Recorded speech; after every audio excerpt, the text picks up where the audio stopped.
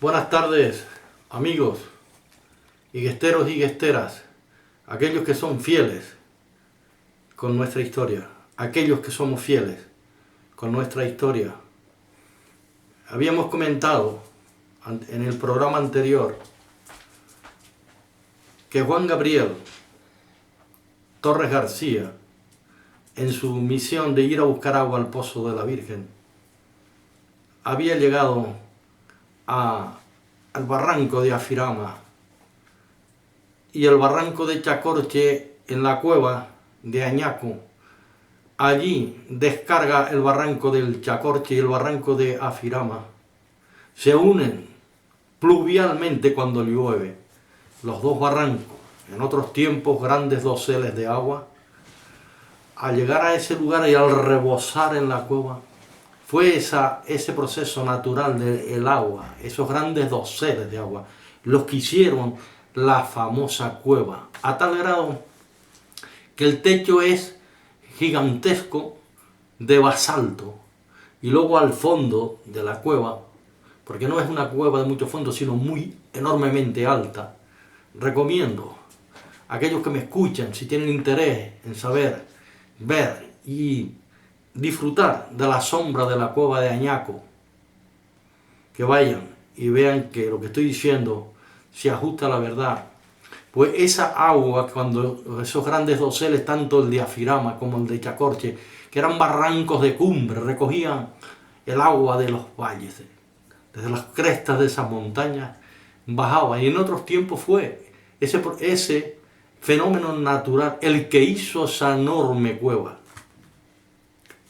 De hecho, don Juan Betancur Afonso, cuando cita de Añaco, él dice lugar en Igueste, que está entre el barranco de Chacorche y el barranco de Afirama. Y efectivamente, la cueva, cuando, repito, fluía el agua, esos grandes doseles, fue hecha por ese fenómeno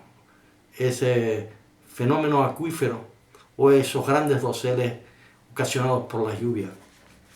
Bien, después de dicho esto, y hablando de la posición en la cual Juan Gabriel y su mulo estaba, repito, pues apenas se veía. Seguramente él pudiese llevar una tea encendida, porque linternas no había. Y recordar que en el lugar que ella había pasado, desde el lugar de Acoroma al pico, cuando bajó todas esas calzadas eran plena oscuridad, porque no había farolas, no había luz eléctrica en esos tiempos, en Igueste. Lo de la luz casi fue el otro día. Lo único que se alumbraban las casas era con una vela, un pequeño quinqué, a veces cuando se trataba de ir a los animales con un mechón, donde se le ponía gasoil o petróleo a un recipiente y una mecha, y entonces, claro, evidentemente daba un poco de lumbre. Pues él había bajado todas esas calzadas sin luz, pero el mulo ve. Pero el mulo también iba fiel a su amo porque él lo llevaba de cabestro, pero él sabía dónde colocaba sus pies, posiblemente calzados con unas alpargatas, que era el calzado de la época.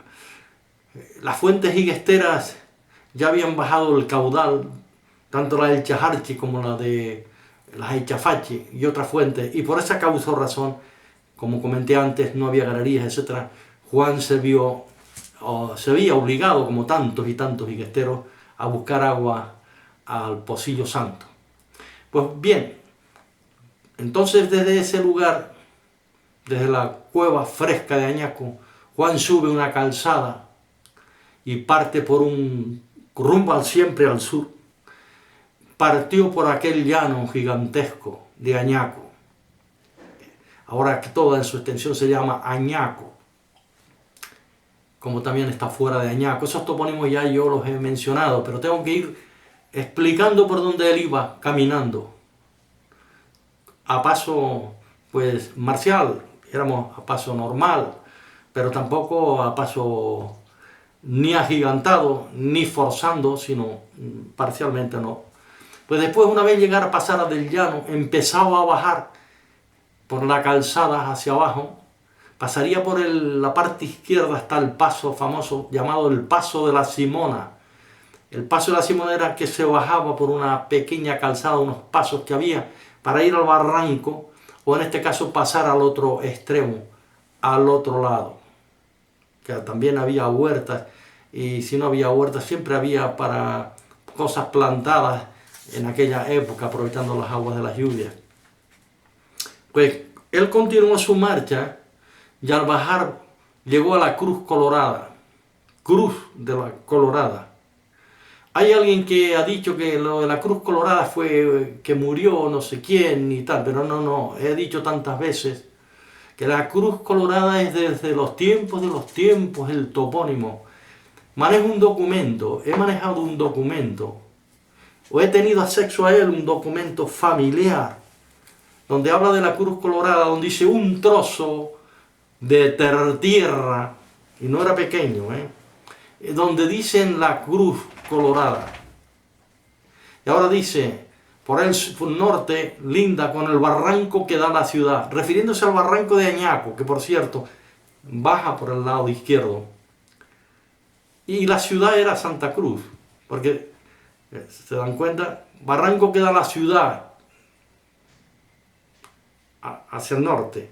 Dice, y después por el sur, dicen los linderos, la escritura de aquellos tiempos, dice, y por el sur, linda con tierras del convento de los dominicos de Candelaria. Es una afirmación más de cómo estas personas tenían esas grandes cantidades de tierras, eran dueños, propietarios, el convento, el cabildo se los había dado. Después de la conquista aborigen, ellos en parte eran los poseedores y dueños, como tantas veces he comentado, sobre el valle. Estaba la finca de Gomero ya citada, los Tomillos, y tantas tierras. Bueno, pues una vez bajaba Juan por la Cruz Colorada, porque estoy haciendo el relato mentalmente, como si estuvieran caminando. O sea, por eso digo, acompáñenme por favor, mentalmente, ustedes que son conocedores y los que no lo son, que tienen algún interés. Yo incluso podría explicarles y ponerme en observatorio cuáles son estos lugares. Y la Cruz Colorada, que era también después llegó a ser la Cruz de los Cantos, porque se paraba cuando la Virgen la llevaban a la laguna, se paraban allí para cantarle, o cuando regresaba, se paraban allí para descansar y le cantaban la cruz. Y por eso la cruz simbólica aún existe. La razón de por qué sea la cruz colorada, no lo sé, si alguien la pintó de que es un color colorado, no lo sé con exactitud, pero era la cruz colorada. Tendría que tener una explicación. Probablemente fue que se pintó en su día de color colorado. Pues, una vez se pasa por la cruz, hoy está un núcleo poblacional, en aquel entonces no había ese núcleo poblacional. De hecho, está el núcleo poblacional que se dice Cruz Colorada, un núcleo poblacional hoy en Igueste, que pertenece a Igueste, que pertenece a nuestro histórico pueblo. Pues, continuando hacia abajo, porque dijimos hacia el pozo, ya no caminaba hacia el sur, sino ya siempre hacia abajo, porque el pozo había que calcular de dónde estaba abajo el pozo, en Candelaria. Pues él pasaría de la Cruz Colorada, cruzaría el camino, ese camino incluso es camino de Romero, continuó hacia abajo y se pasaría lo que hoy está la ferretería Pineda, a la derecha, hacia abajo, y se introduciría donde llamamos Chipás, barranco de Chipás, topónimo acentuado, aborigen. Ese barranco es el que viene del Salto del Piojo y de las tierras o aguas que en este caso en las lluvias, al empaparse la tierra de agua en otros tiempos, se hacían esos enormes barrancos de agua y que por ese lugar lleva el nombre de Chipás. Siguiendo de Chipás hacia abajo se conoce en su extensión como los llanos porque son tierras muy llanas. Y después se introduciría en lo que llegarían a ser las famosas fincas de Punta Larga, tierra de la finca de Punta Larga, pero que era el camino de la Candelaria y que ese camino es hoy el conservador es bien de interés cultural y que es el cabildo quien tiene que dar vigilancia, atención, y me imagino que lo hará, especialmente que lo haga en el lugar donde está destrozado en lo alto de Igueste, yendo a la vera de Igueste. Me gustaría que tuvieran atendieran un poquito de atención a ese lugar, entre Partes Caminos y la vera de Igueste. Creo que no iría mal. Yo sé que de dinero a lo mejor no se está bien, ahora los asuntos más apremiantes son la pandemia, frente al virus, al COVID, etc. Pero que no se olviden nunca de esos históricos caminos, de ese arreglo, porque si no, mal nos iría. Bueno, pues volviendo ya a Juan, se entiende que se introdujo en la famosa pasaría, lo que sería después la finca de Punta Larga. Pero la de Punta Larga sería ya después, cuando empezó en el 1900 y algo, a los primeros 1906 me empezaron a comprar las tierras para hacer la finca, pero a ese entonces eran tierras de particulares, tierras higuesteras, de muchos higuesteros, etc. Bien, pues Juan continuaba con ese mulo, con su mulo, él partiría de Igueste a las 5 de la mañana, pues imaginamos que a las 5, pues ya a las 6, 6 y media, a las 6, en lo que paró para que el mulo se revolcara, etc. Vamos a calcular una horita o hora y media, una hora. Perdón. Pues ya entonces llegó a lo que llaman el cabezo de la Punta Larga. El cabezo de la Punta Larga es un lugar que sube como un cabezo hacia arriba, pero que él ahora lo que hacía era descender. Y cuando sigue por esas calzadas descendiendo rumbo al pozo,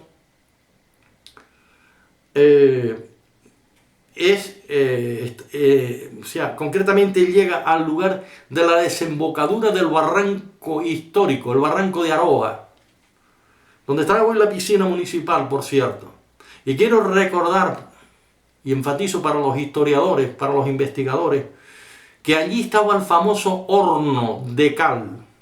Por allí se traía la cal, tengo entendido, de Lanzarote, Fuerteventura, de esas tierras, se le traía la cal en barcos, la cal viva, y después se trataba, se quemaba, y después servía como si fuese una especie de cemento, que era con lo que se hacían las edificaciones de aquella época, y que era tan fuerte como lo que era el cemento, hasta que después el cemento vino como sistema más moderno, como todas las cosas. Bien, pues ahí estaba el pozo del horno de cal. Pues Juan lo que hizo después entonces es un poquito más hacia la basílica, dijéramos al convento, es donde estaba el pozo. Todos conocemos dónde está el pozo, la gran mayoría de nosotros. De donde está la piscina municipal hoy, caminas un poco así con dirección al convento, a Candelaria, a Casco, y te encontrarás una pequeña capillita, que creo que incluso está cerrada, una vez entré, y que está como un poco tapiado, el pozo. Ese era el famoso pozo de la Virgen. Claro, hoy está todo aquello cubierto de asfalto, hay edificaciones, etc. Y tengo entendido además que cuando se hicieron dicen que cuando se hicieron las primeras edificaciones en lo relacionado con el pozo, los entendidos de la época, como tenían que hacer sus chalés, sus casas, etc., empezaron a hacer pozos negros y lo llegaron a contaminar. Porque ese pozo histórico lo llegaron a contaminar con aguas fecales, etc. Y por esa causa creo que se cerró, pero que es un lugar histórico, muy histórico. Yo cada vez que veo la capillita, incluso paso por delante, me paro allí, porque bien que paro mi coche cerca de la piscina, cuando tengo que hacer alguna diligencia, porque allí encuentro mejor aparcamiento, etc. Pero el agua, recordemos siempre ese gran fluir del pozo de agua, cuando venía de los veneros, de subterráneos, y eso era un filón. De hecho, el ingeniero, que cuando se hacen los asuntos de las torres defensivas, en el año 1700 y algo, ya Torriani, el famoso ingeniero de Felipe II, que era italiano, y hay un Pedro Riviere, he tenido acceso a un plano hecho por Pedro Riviere, y habla del Pocillo Santo, y dice Pocillo Santo, y a continuación añade, Dice, agua dulce a baja mar, y agua salobre cuando ya sube el mar. La cual nos da pie de que el agua que viene de subterráneamente era dulce completa, y que ese gran fluir de agua pues era para, se podía recoger en el pozo y se podía recoger en los lugares adyacentes donde las mujeres lavaban, etc. Y fue ahí donde aquellos adinerados que ya dije cuando hablé sobre la finca de Punta Larga vieron el gran filón, la gran riqueza, que aquella agua se podía elevar, se podía aprovechar, y entonces fue cuando se empezó a hacer la finca de Punta Larga, porque eso era cantidades de agua que a marea baja entraba en el mar y que a marea alta pues evidentemente se contagiaba y era un poco más salobre, pero seguía siendo dulce porque se regaba para plantar, o sea, para los cultivos, pero esto ya... Bueno, pues volviendo a Juan, para no ser quizás demasiado pesado en este sentido, en este relato, volviendo a Juan, Juan llegó al pozo. El pozo en aquellos días, pues venían gente de todos los pagos de la zona, de Candelaria, venían las mujeres a lavar y venían todo el mundo a buscar agua, tanto bestias mulares, camellos, caballos, burros, mulos, con los respectivos arrieros o dueños, y también estas mujeres que venían a lavar y otras que venían a buscar con sus recipientes o cántaros. Aún los niños colaboraban en esos fines. Es que repetimos siempre que el agua es un bien de primera necesidad. Sin ella no habría vida, no habría higiene, no nacería el cultivo, no nacerían las plantas, los árboles, etc. Bueno, pues cuando Juan llegó, ya muchos ya lo habían hecho, y aquello pues era como un pequeño mercado, una gritería, hablando unos más altos, más bajos, etc. Pero había que, para poder coger el agua limpia del pozo, la mejor posible limpia, porque podía ir a otra zona, pero a lo mejor podía estar más contaminada. Allí, concretamente, el pozo ya había sido filtrada, etc. Pues se recogía, se llenaban los recipientes. También había unos abrevaderos para las bestias, que donde se echaba agua y allí las bestias bebían toda la que querían. También allí, con esa agua del famoso pozo, se regaban las huertas que tenían los dominicos. Como ya en una ocasión expliqué, allí había una noria de un burro que giraba continuamente para extraer el agua y regar la gran huerta que Cabildo le había dado en su famosa data, que era desde San Blas hasta el Pocillo Santo, y que se la dieron, creo, para el año 1535, le dio una concesión el Cabildo de la época, el Cabildo de Alonso Fernández de Lugo y sus cabildantes laguneros, e hicieron esa donación a los dominicos de Candelaria. Evidentemente que habría gente en cola, y Juan pues esperó a que le tocara el turno, y cuando le tocó el turno, pues lo que hizo fue, ya había descargado los 3 barriles vacíos y los tenía ya preparados para llenarlos, y a continuación cargar su bestia y partir para Ygueste nuevamente. Esa era su misión desde el primer momento que empezamos esta conversación. Este era su propósito ese día. Incluso desde el día anterior ya habían hecho planes para esos fines. Bien, pues ya el día 13 de agosto ya se vería algún movimiento de peregrinos, también de gente que venía a la Candelaria, como era uso y costumbre. Pues se celebraba el día 2 de febrero y también en los 13, 14 y 15 de agosto. Bueno, pues estaría aquello bastante abundante multitud, habría, aunque era bastante temprano. Pues Juan una vez llenó los barriles, cuando le tocó, cargó su mulo.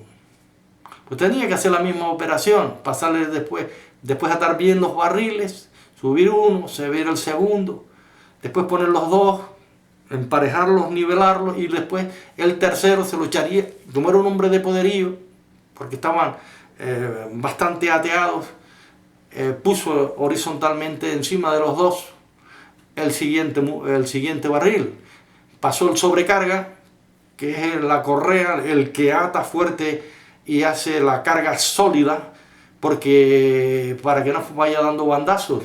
y además le esperaba al mulo una caminata de Padre y Señor mío hasta arriba, hasta Higueste, al lugar del pico. Y por esas calzadas empinadas, si la carga no iba lo suficiente bien sujeta y bien atada, la carga, pues los barriles se podían desequilibrar, se podían caer y era una gran tragedia. Bien, pues una vez Juan ya había cargado su bestia, su mansa bestia, su obediente bestia, mular, la cogió por el cabestro, entonces la empezó a sacar y la puso camino hacia arriba, el mismo camino, por el mismo camino en el cual había venido. Se entiende que ahora ya no, una vez pasara del cabezo de la punta larga hacia arriba, ya ahora lo que hacía es echar la bestia adelante, la soga del cabestro la echaba hacia atrás y el mulo iba a su paso, a su aire, y él detrás. Él iría caminando, pues a lo mejor con una pequeña varita, hablando con el mulo alguna que otra vez, pues en fin, era cosa normal del arriero. Cuando continuó, ya había subido el cabezo, pasó por aquella gran los tarajales que había, me imagino que para ese entonces ya tenían que existir en las orillas del camino, en ambas orillas del camino. Continuó y entonces empezó, ya se introdujo en los llanos, en las tierras, en las llanuras, que fueron compradas por la finca de Punta Larga, muchas de ellas hacia abajo, y después las otras fueron vendidas paulatinamente, y que los todiguesteros lo conocemos el topónimo de Los Llanos, como ya en una ocasión dije, donde el inglés hizo su finca y plantaba los tomates en macetas. Bueno, para no repetir lo que ya en su día comenté, Juan continuó hacia adelante, el mulo obedientemente, con sus repechos, sus llanos, en fin, lo característico del camino. Llegó a Chipás, barranco de Chipás nuevamente, pero ahora ascendía. Antes había descendido, ahora es que ascendía con la carga. Y una vez llegó, pues a la altura de Barranco Chipás, aquellas calzadas curvas, había muchas curvas con aquellas calzadas, pero las calzadas eran brillantes. ¿Brillantes por qué? Porque las herraduras cumplían una misión, aunque no era, pues, vamos, por fuerza tenía el animal que pisar con sus manos delanteras y traseras, o sus patas, y servía como pulimiento, porque tantas veces la herradura golpeada a la piedra, a la piedra laja, pues más pulida y más brillante se ponía. Continuó hacia adelante y volvió ahora y llegó a lo que llamamos la Cruz Colorada de nuevo. La Cruz de los Cantos. Continuó hacia arriba. Ahora el paso de la Simona, cuando ya llegó por allí, no estaba a la izquierda como cuando bajó, estaba a la derecha. Continuó hacia arriba y subió el repecho y llegó al llano, donde llaman Añaco. Continuó hacia adelante. Y ahora llegó a la famosa calzada, se introdujo al barranco Cueva de Añaco, nuevamente. Al pasar por la Cueva de Añaco, el barranco hacia arriba, cogió las calzadas y subió el repecho, fuerte repecho, que es de grandes curvas, pero muy pendiente, y llegó a los revolcaderos nuevamente. Allí ya el mulo, pues como iba en carga, ya lo había hecho en la mañana, de madrugada, no necesitaba revolcarse, no necesitaba poner sus músculos y desfogarse. El arriero no se lo iba a permitir, porque entonces un mulo cargado así, imagínense, destrozaría la carga, la albarda, los barriles, etc. Bueno, continuó hacia afuera y llegó a Joreña, a Joreña es Gofio. Ese es el topónimo aborigen. A Joreña. Continuó y, repito, era el camino de la Candelaria. Empezó a subir. Y claro, hasta que llegara a su destino. Pero antes de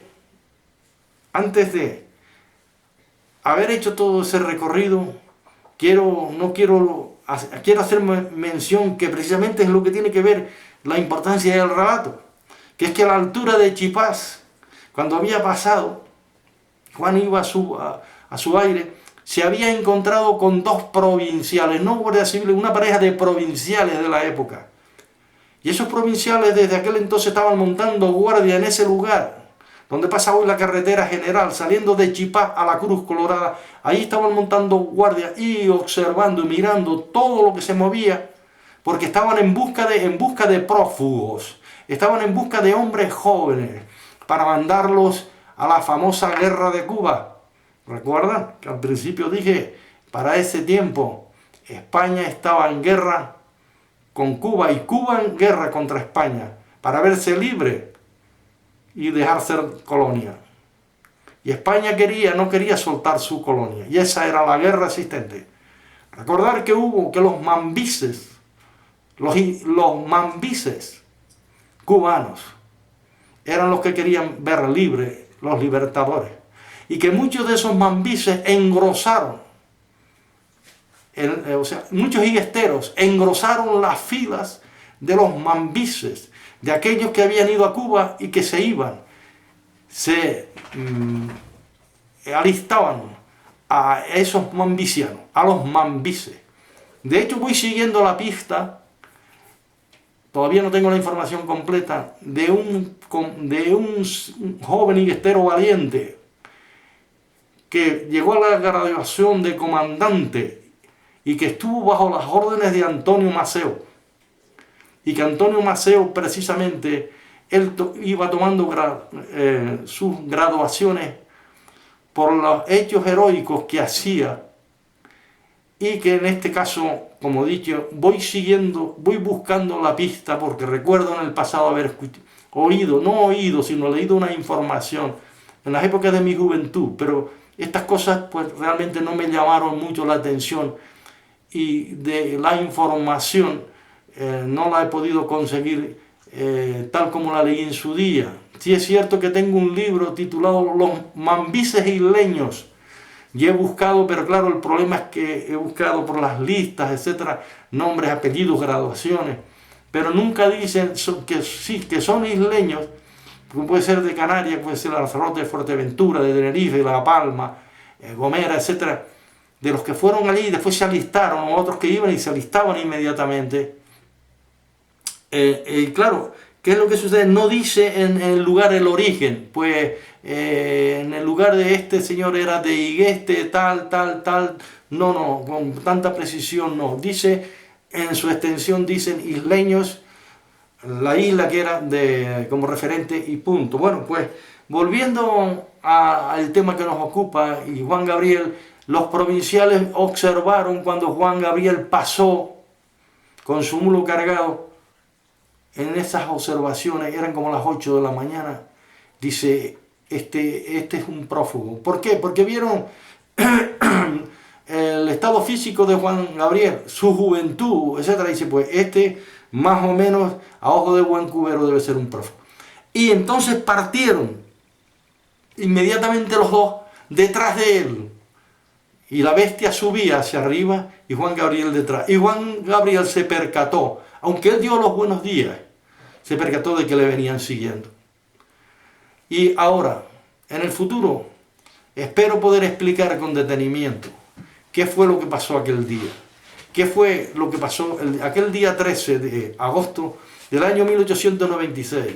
Está relacionada con un hecho histórico sobre Juan Gabriel Torres García, el famoso prófugo higuestero, y cómo un pueblo tuvo que verse envuelto en unos graves problemas, y cómo muchos tuvieron que ir a la cárcel, y cómo después se les formó un consejo de guerra. Bueno, esto lo explicaré en detalle, porque tengo la documentación correspondiente, porque hay un consejo de guerra que se hizo a aquellas personas, y que eso está precisamente documentado históricamente, no es un invento. Así que espero en el futuro de poder explicar detenidamente qué fue paso a paso de lo que iba pasando y lo que sucedió. Pues nada, que pasen ustedes buenas tardes. Gracias por haberme escuchado. Y continuaremos esperando las correspondientes noticias históricas en lo relacionado con Higueste de las Bandas del Sur.